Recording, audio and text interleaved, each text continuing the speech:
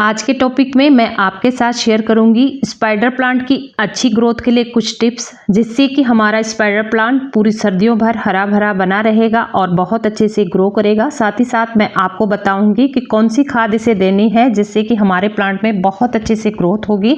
अभी हमारा प्लांट इस स्टेज में है, ग्रोथ तो अच्छी है लेकिन इसकी पत्तियां पीली पड़ी हुई हैं। तो सबसे पहले हमें क्या करना होगा, इसकी जितनी भी पत्तियां पीली पड़ी हैं हमें उसे प्लांट से अलग कर देना है, जिससे हमारे प्लांट में नई ग्रोथ होगी। और ये पत्तियां हैं, इनके कारण हमारे प्लांट को फंगस लग सकता है, तो इसलिए ये काम बहुत ज़रूरी है। तो सारे जितने भी प्लांट्स आपके पास हैं इनकी पत्तियों को आप हटा दीजिए, जो भी ब्राउन टिप हैं उनको आप अलग कर दीजिए। अगर पूरी पत्तियां येलो हो चुकी हैं तो आप उनको जड़ से अलग कर दीजिए। अगर टिप उनकी ब्राउन हो चुकी हैं तो आप किसी कैंची की सहायता से ये टिप को कट कर सकते हैं, जिससे कि प्लांट में फिर से ग्रोथ होती है और देखने में भी हमारा प्लांट काफ़ी खूबसूरत लगता है। तो देखिए, स्पाइडर प्लांट एक इंडोर प्लांट है, लेकिन इंडोर का बिल्कुल भी ये मतलब नहीं है कि आप प्लांट को ऐसी जगह रख दो जहाँ पे कि इसे अच्छे से रोशनी ना मिले। इस प्लांट को अगर आप सुबह की 1 से 2 घंटे की धूप और अच्छी लाइट में रखते हैं तो प्लांट में बहुत अच्छे से ग्रोथ होती है। साथ ही साथ इसके जो ये पफ निकल रहे हैं ये बहुत अच्छे से विकसित होते हैं, जिससे कि हमारे प्लांट की खूबसूरती बनी रहती है। साथ ही साथ इसके जो पफ हैं इन्हीं से हम नए प्लांट बनाते हैं, तो बहुत अच्छे से ये विकसित होंगे, तभी हम इनके नए प्लांट बना पाएंगे। स्पाइडर प्लांट को आप बास्केट में लगाइए या पॉट में, बहुत ही सुंदर लगता है। लेकिन अगर मैं अपना तजुर्बा आपके साथ शेयर करूं तो हैंगिंग बास्केट से ये प्लांट अगर आप गहरे पॉट में लगाते हैं तो बहुत अच्छे से ग्रो करता है। इनके जो ट्यूबर होते हैं उनको अच्छे से फैलने में मदद मिलती है जब गहरे पॉट में ये प्लांट लगा रहता है। अगर हम हैंगिंग बास्केट में इसे लगाते हैं, सैलो पॉट में लगाते हैं, तो कुछ समय तो ये प्लांट बहुत अच्छे से ग्रो होता है। जैसे जैसे इसके ट्यूबर विकसित होते हैं तो प्लांट हमारा अच्छे से ग्रो नहीं कर पाता है, इसकी पत्तियां पीली पड़ने लगती हैं और प्लांट की ग्रोथ रुक जाती है। तो आप अगर इस तरह के गहरे पॉट में लगाते हैं जैसे मैंने लगा रखे हैं तो प्लांट में आपको बहुत अच्छी ग्रोथ देखने को मिलेगी। वैसे इस पौधे को आप छोटे से छोटे पॉट में भी ग्रो करते हैं तो ये पौधा अच्छे से चल जाता है, लेकिन कुछ समय बाद जब इसके ट्यूबर विकसित होने लगते हैं तो हमें इसे नया प्लांटर देना होगा। ये पौधा आपको अलग अलग वैरायटी में देखने को मिलेगा। मेरे पास भी इसकी 3 किस्में हैं जो कि अलग अलग तरह की इसकी पत्तियां हैं, तो काफ़ी खूबसूरत हमारे गार्डन में ये लगती हैं। अब बात कर लेते हैं कि प्लांट में कौन से ज़रूरी काम हमने करने हैं अभी, जिससे कि हमारा प्लांट पूरी सर्दियों भर बहुत अच्छे से ग्रोथ करता रहेगा। तो जितने भी हमारे पौधे हैं अच्छे से हमने अपने गमलों की मिट्टी की गुड़ाई करनी है। मानसून सीजन में हमने कोई भी खाद अपने प्लांट को नहीं दी, क्योंकि बारिश के पानी से पूरा न्यूट्रिशन प्लांट को मिल जाता है।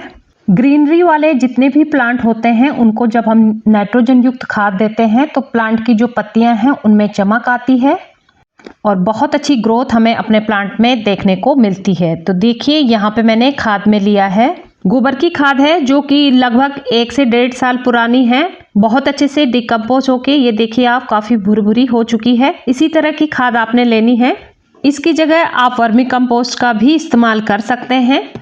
तो खाद देने का तरीका ये है कि आपने प्लांट की जो मिट्टी है चारों तरफ से गुड़ाई करनी है। ऊपर की 2 से 3 इंच की मिट्टी आप इस तरह से बीच में कर लीजिए।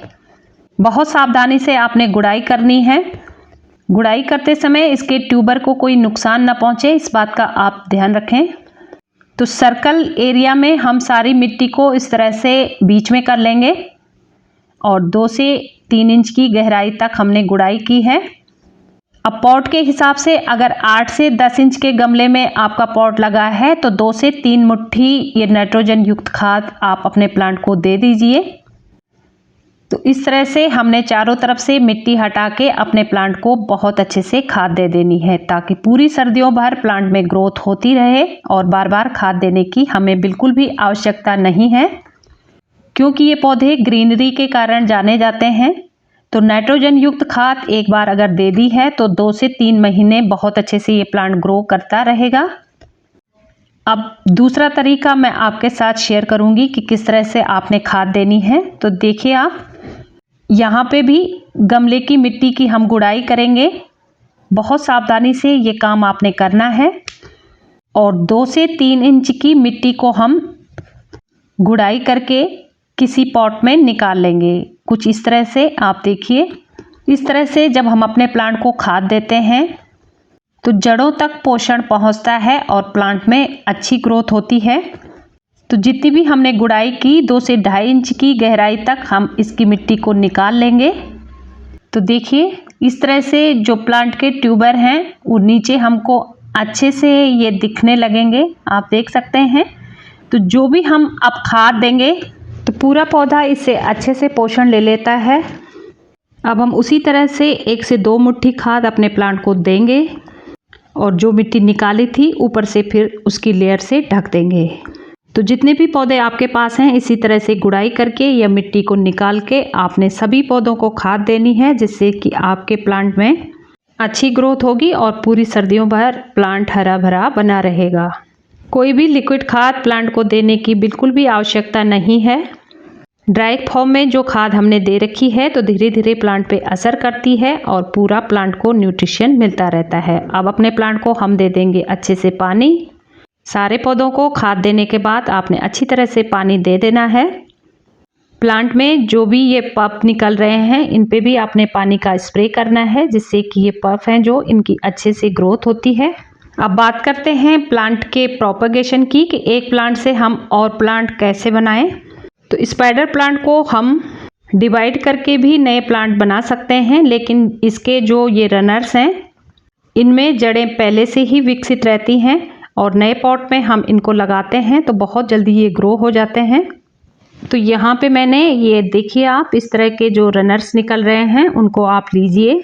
तो मिट्टी जब आप बनाएं इसके लिए तो ध्यान रखें वेल ड्रेन्ड मिट्टी में ही आपने प्लांट को लगाना है। तो जो भी मिट्टी आप लेंगे उसमें थोड़ा आप सैंड की मात्रा मिला लीजिए, जिससे कि अच्छे से पानी की निकासी हो जाती है और हमारा प्लांट अच्छे से ग्रो करता रहता है। तो इसी तरह से मैंने इसमें मिट्टी और खाद और रेत बराबर मात्रा में मिला लिया है, जिससे कि अच्छा पॉटिंग मिक्स बनके तैयार हो जाता है। इसमें हमारा स्पाइडर प्लांट बहुत अच्छे से ग्रो करता है। तो इसी तरह से रनर से आप काफ़ी सारे प्लांट्स बना के तैयार कर सकते हैं। बहुत इजी टू ग्रो प्लांट है ये। अगर इन बातों का आप ध्यान रखते हैं तो आपके प्लांट में भी बहुत अच्छे से ग्रोथ होगी। सर्दियों में भी ये प्लांट हरा भरा बना रहेगा। स्पाइडर प्लांट को ग्रो करने में इन्हीं बातों का हमें ध्यान रखना होता है। प्लांट में जब भी आप पानी दें तो पहले मिट्टी को चेक कर लें। अच्छी रोशनी में अपने प्लांट को रखें। सैलो पॉट और हैंगिंग बास्केट के अलावा गहरे पॉट में अपने प्लांट को आप लगाइए। तो यही थी आज की जानकारी पसंद आई है तो एक लाइक करें। चैनल में पहली बार विजिट किए हैं तो प्लीज़ सब्सक्राइब जरूर कर लें। मिलते हैं किसी नए टॉपिक के साथ, तब तक के लिए thank you so much. Happy gardening.